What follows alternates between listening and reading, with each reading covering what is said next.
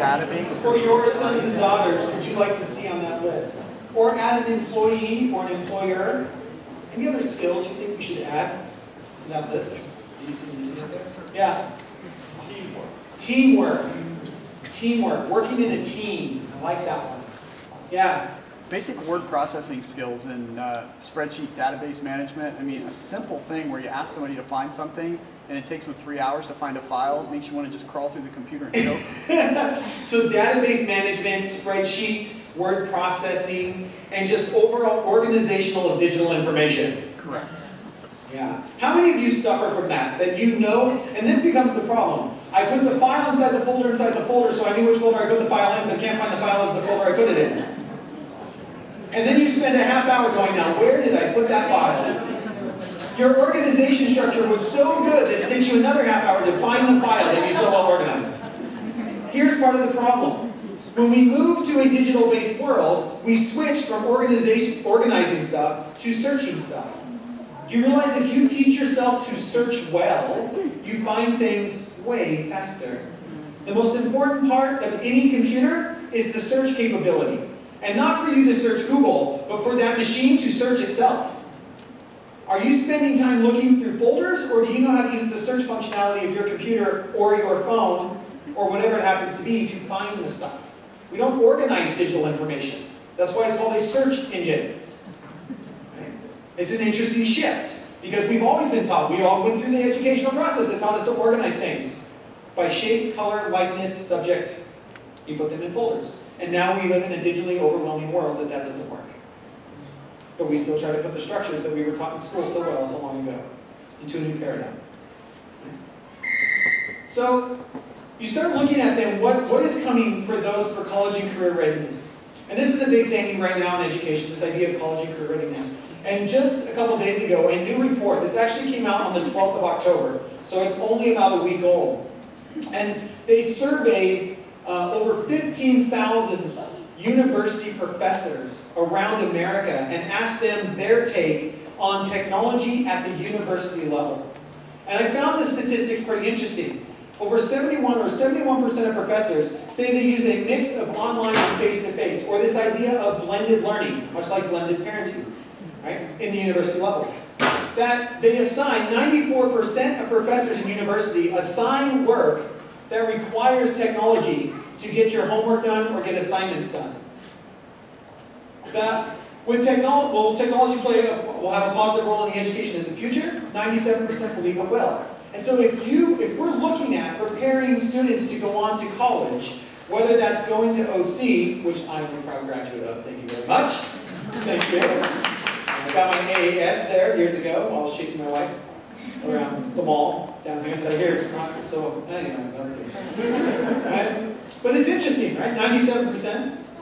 But we have this. So when we talk about if you have a kid that's in middle school or high school, right, are we preparing them? Is the school preparing them to learn in that environment?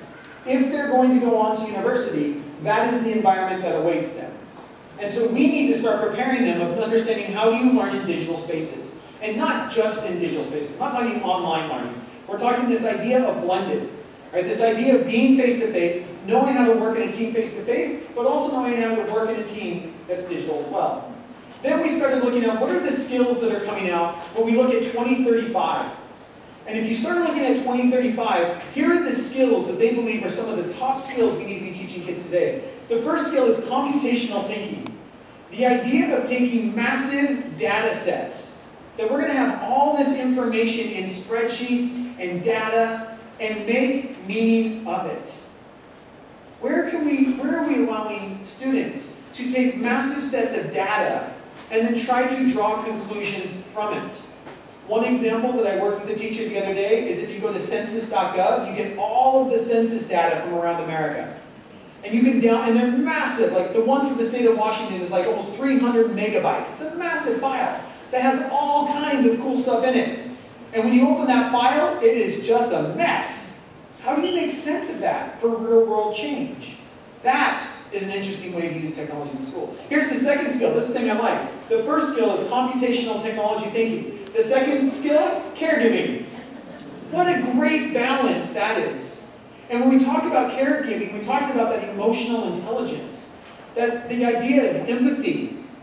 And it's not just caregiving of our generation, but it's caregiving of each other. It's the idea of how do we get along in these spaces. And that is going to be just as critical of a skill. Almost 38% of all jobs by 2035 will have something to do with empathy or emotional intelligence. Not only can you program computers and be able to make sense of data, but then can you relate to real people. And what does that mean and what does that look like? Another one is social intelligence and new media literacy. Where are we teaching kids, or have the opportunity to teach kids, about the new media literacy that faces us? Now, you can try to block your kids from Instagram and Facebook and all the social networks, and it won't work, because they're kids and they'll find a way around it. And are we doing them a disservice by trying to keep them off of something that really what we should be doing is having a conversation about how do you use it appropriately? And what does new media literacy look like? How do you read ads? How do you read images? What does it take to make a video? What is the social intelligence? How do you make something go viral? Why do videos go viral? How do things end up in your Facebook stream? Or do you just believe that Facebook is the almighty, perfect technology that you believe everything that is shown up in front of you on Facebook? Interesting stat. 75% of Americans get their news through Facebook. I'm not saying it's right. I'm saying as of May 2016, that's the statistic. And here's the problem with getting your news through Facebook when you roll over in the morning and shut off your alarm and grab your phone.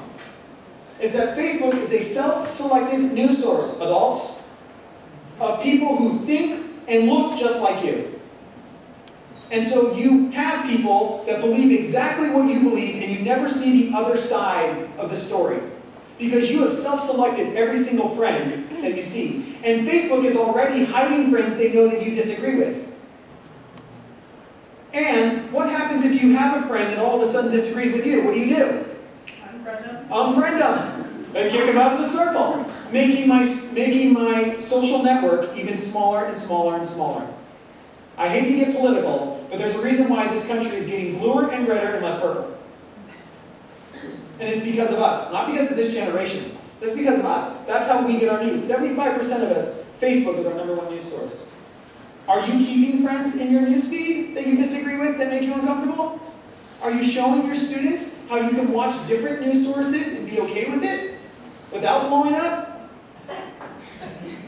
By listening to the other side and being okay to be uncomfortable? Is that what we're helping our students understand? That you need to get a broad overview of the world. And then how do you make your own opinion based on everything? Not based on a narrow stream of information that you self-selected and is made just for you. The next skill is lifelong learning. One of the things we're really struggling with right now in schools is this idea that knowledge isn't what it used to be.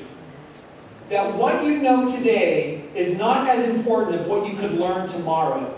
Think of that sentence for a second. What you know today is not as important as what you could learn tomorrow. The problem is we are living in an educational system, and we all went through an educational system that taught us things we might need to know just in case we needed to use it in the future. It's a just-in-case system. It was built over 200 years ago. Of course it's a just-in-case system. Because the idea is we're going to try and teach you everything you might need to be successful in life. And then, good luck. Life experience is the rest of everything you've got. My grandfather made it through the 8th grade before he had to drop out. Life experience and what the knowledge he had through 8th grade is what he had for his career. Versus a kid that grows up today. Your children do not know life without the internet. No, excuse me. Your children do not know life without YouTube. How many of you have ever learned anything by watching a YouTube video? Right there, keep your hand up. That is why YouTube needs to be unblocked for your kids. It is the greatest educational network ever created by mankind. Turn and talk to your neighbor and tell them something crazy you learned watching YouTube videos. Quick. There's something crazy they've learned watching YouTube videos. Yes, what'd you learn? How to put a belt on a cyber side. Side by side. How to put a belt on a side by side. Watching a YouTube video. Good for you. Anyone else? Yeah. Found out what an eye was. Found out what a what? An eye. An eye. A little animal with this long finger and There you go. Found out what an eye is. And my list of things to look up after the keynote keeps growing. I have a question for you. Yeah. If you think it should be unblocked, how do you stop X-rated content? You can't. That's why you have to have a conversation. Alright, so you're saying, just that little combo and they can go watch the sex tapes, no problem. No, that's not what I'm saying. I'm saying we need to have a conversation. Alright. What else have you learned from watching a YouTube video? Yeah. I fixed my refrigerator. Fixed my refrigerator. Took money away from a refrigerator repairman. And didn't feel bad doing it. What else did you learn? What else did you learn? Yeah. How to take a dashboard apart How to take a dashboard apart out of your car? in 15 minutes. In 15 minutes. But the video was only 3. Right? Video's only 3. Yeah. Another idea. Yeah. I just have a comment. This is to just... Yeah. Isn't there just a restriction You can filter it. Yeah, you can filter it at different levels. But something will get through. Something always will. Yeah, but you can filter it at different levels. Yeah. Yeah. Rebuild a carburetor in your car. Took money away from a car mechanic. Didn't feel bad about it. Yeah. Install a French door. Install a French door in your house. Took money away from a We contractor. figured out it was over our heads, and so we hired Oh, the how far did you get before what makes you ready to do this one? We bought some of the supplies, and then we sat down to watch it, and then he called me up, and we watched it together, and then Yeah. we watched it again, and then we went, yeah, go ahead and call the guy. Yeah, call the guy. Yeah. So even now, we get to determine at what level we're willing to do stuff before we're like, this is out of my, it's easier to call somebody. Yeah. Fair enough. Good. Yeah, here's the thing though.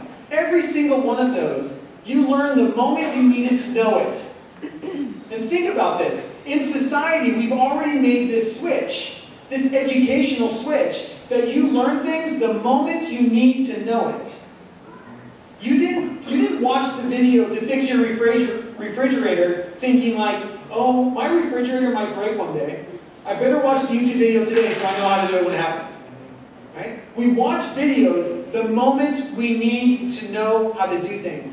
These kids today are growing up in a just-in-time educational environment. Yet they are stuck in a school system that was built in just in case. We teach you everything just in case you need to know it, yet you can learn anything the moment you need to know it. And that's a massive shift for the educational institutions. And that is something we are dealing with. Yet society, outside of schools, we use it all the time and we like it. I'm driving over Snoqualmie Pass not too long ago. Perfect, 70 miles an hour down I-90. Car pulled over side of the road, flashes on, and as I'm passing, all I see is a pair of legs sticking out from underneath the car, and a woman standing there with a phone like this. And I'm like, he's learning to change a flat tire now. Because now he needs to know. Right? How crazy is that, though? That's the way we live, work, and play. And so then it becomes what's worth memorizing, what's worth knowing. Should we have to memorize all 50 states? Who remembers doing that? Who remembers memorizing the capitals? And how many times have you used that information? Or how many times have you still had to look it up on Siri? It's an interesting concept. This idea of what you know today isn't as important as what you can know tomorrow. Is the idea of lifelong learning that we're trying to instill in kids. And almost 35% of all jobs by 2035 are going to want kids and people that can learn when they need to know something. Because we don't know what you're going to need to know tomorrow. But can you learn? And can you learn what you need to learn? The idea of adaptability, or having some business sense. Almost 45% of all jobs, almost 50% of all jobs by 2035 are being a consultant. Nobody wants to be an employee anymore. Everybody wants to work for themselves, especially this generation. This generation is frustrating to employers because this generation, my generation and the generation before me, we believed in hard work. And we believed in not missing a day of work. My dad was proud that my dad was a biology teacher. Proud he had 180 sick days. That he went 5 years without missing a day of work. I can't find somebody under the age of 32 that's made it a whole month. Because this generation, not right or wrong, is not willing off living life for today. And so what they do, they travel, they take time off, they use all of their sick days, they use all of their vacation days. That's the way you live in 2016, and if you're under the age of 32. If you're a millennial, you live for today, you don't save all your eggs for tomorrow. Different mindset. Different mindset of how we live today. This idea, like, I talk to people in their 20s all the time. Favorite question to ask somebody in their 20s? Where do you see yourself in 5 years from now? Never once have I had a 20-year-old tell me, working for the same job or working for the same company that I'm working for today. There's no loyalty. This idea you're going to work for a company for 30 years? Psh, good luck with that. Good luck if I stick around for 3. Different mindset. Not saying it's right or wrong, saying it's different. Right? Now, you put all these together, and that's what a well-rounded person looks like in 2035. Turn and talk about those ideas with your partners.